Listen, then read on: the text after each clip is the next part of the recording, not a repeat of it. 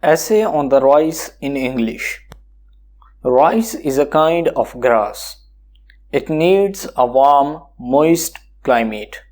It grows well in Bengal, Madras, Burma and parts of China.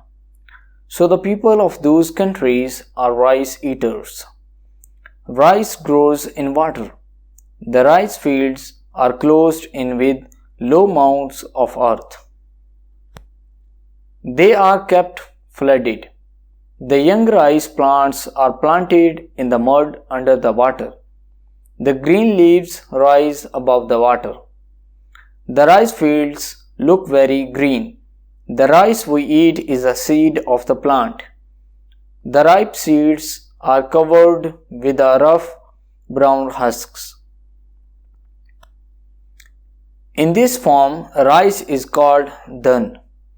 The white hard seed with the husk taken off is called chawal or husked rice. Rice is boiled and then eaten with or without curry.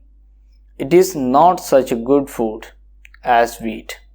So thank you for watching this video. Please subscribe my channel. Thank you.